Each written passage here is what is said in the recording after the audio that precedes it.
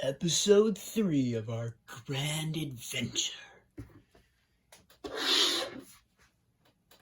The driver and encoder to the pointing system. I'm ridiculous. Anyway, but you knew that, and it's okay. So, today, I'm going to be sharing with you, the driver and encoder system for the pointing system of DSS 43. If you're not familiar with the project, you should totally go check out the channel. I have lots of videos, and several of which cover this project, which is Deep Space Station number 43. It is a NASA space antenna located in Canberra, Australia, and I'm replicating it in Lego. So, yeah, how cool is that? So, the scale is 1 to 70, okay?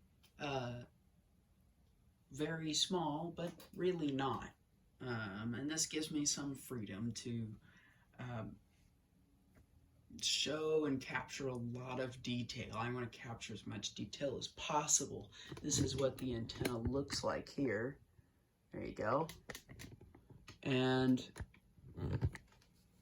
here we have the pointing system, and I've shown this in a previous video. But when you turn this worm gear, it turns 3 spur gears and rotates this dish around. Actually, it doesn't really rotate it. It more pivots it at 120 degree increments, right? It's like it's wobbling from one position to another. And it's not rising up. This side is not rising up as much as it should. It's tunable because I can turn these gears independently. So I'll figure that out later. But for now, let's talk about the motor drive. So it's actually pretty simple. I have a micromotor here, which is this red device here. This is an older motor, and let's see if I can find, should have it right here.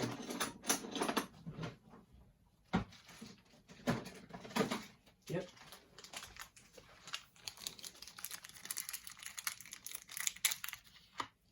So this is what the micromotor looks like. And it has electrical contacts on the bottom. And the output here is this black stud.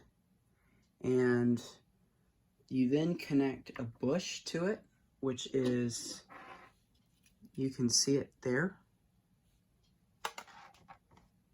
You can see it there, that gray, light gray piece.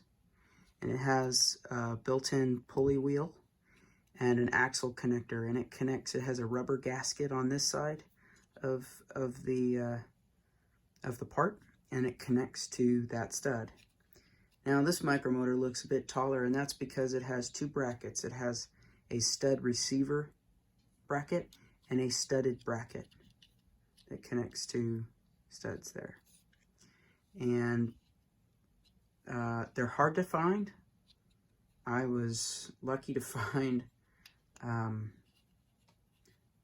was blessed to find the right person with the right product at the right price.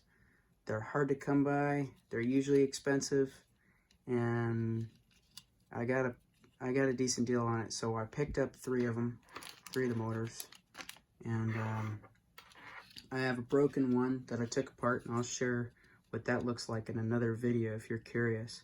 So hit subscribe, and that way you don't miss it, and you'll see that come soon. So the other electrical component we have is this rotation sensor, this blue brick here, and it has an axle slot, right? It's actually not a friction grip, it's a frictionless grip, so it can slide easily. This can slide out very easily, and it's just kept in place by that gear. So the motor turns this bevel gear, this half bevel gear, or single bevel gear. Then you got another single bevel It gets rotated and it's in the vertical position. And then we've got another one on the other side, right? And that one connects to the rotation sensor. This allows me, when I apply power to the motor for the robotic unit from Mindstorms, which will be plugged into both the motor and the sensor will tell it what degree of rotation it's at any given moment, so that it can stop at 120 degree increments. So this allows it to drive this evenly. And in industry, we usually call these encoders, not rotation sensors, but the Lego company calls it the rotation sensor. And this is what one looks like. Funny thing is, I bought these. I still don't know what they. I don't know if they work. So I've got to program one of the Mindstorms to. That was stuck on there pretty good. I got to program a Mindstorms to read it, so that I know whether or not it works. But this easily turns here. And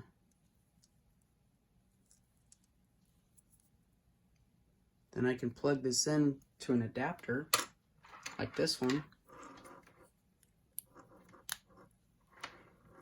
and it goes through. I think there's like a ferrite ring in there, and then the Mindstorms cable here. So I can plug this into an NXT or an EV3.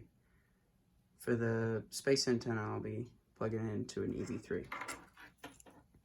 And I'll put an extension cord, an RCX extension cord,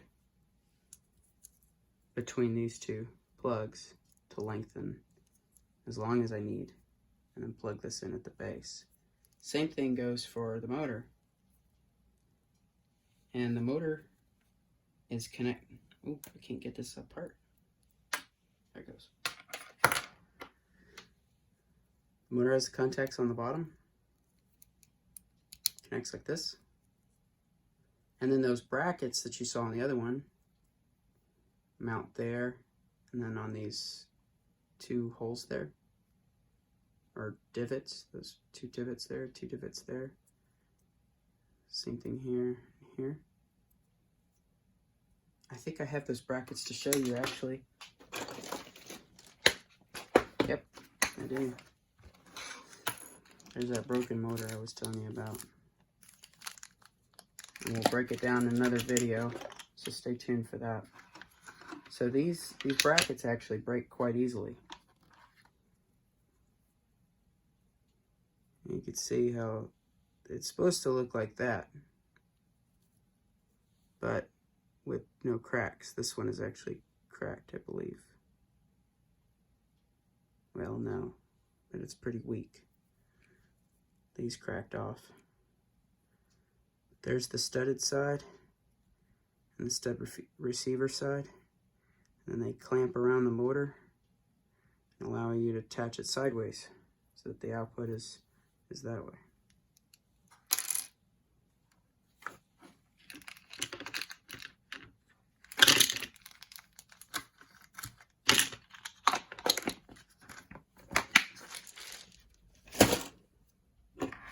Now, as far as the structure is concerned, it's just a series of plates. The plate in the middle there, you can see some of the lattice work, is actually this plate. It's an 8x8 lattice plate, or grate.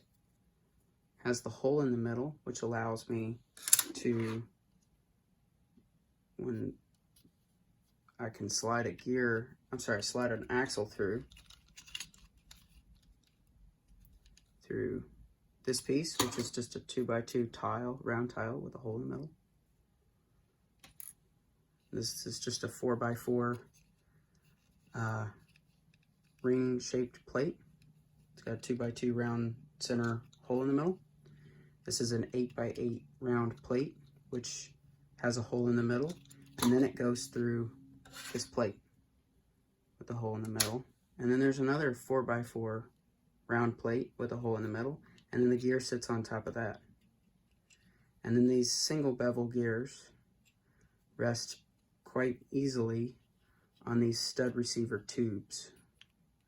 And so you can set it there, and then if you've got an axle through it, it's quite a sturdy connection. It's very stable, and that's why it doesn't fall out. Even if I shake it, it doesn't fall out, it doesn't rattle. But it freely turns. And so when putting these together, I slide it together like this. I line up this brick here on this 2x4 plate,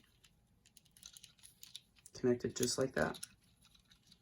And there we have the completed subassembly for the DSS 43 pointing system and subreflector with a built-in motor and encoder.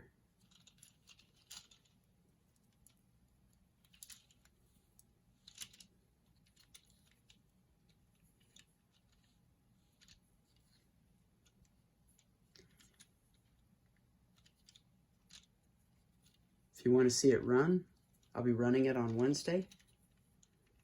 So stay tuned. Wednesday at noon, I'll post a video of this working. I'll tune this so it's properly aligned and it'll wobble in its positions.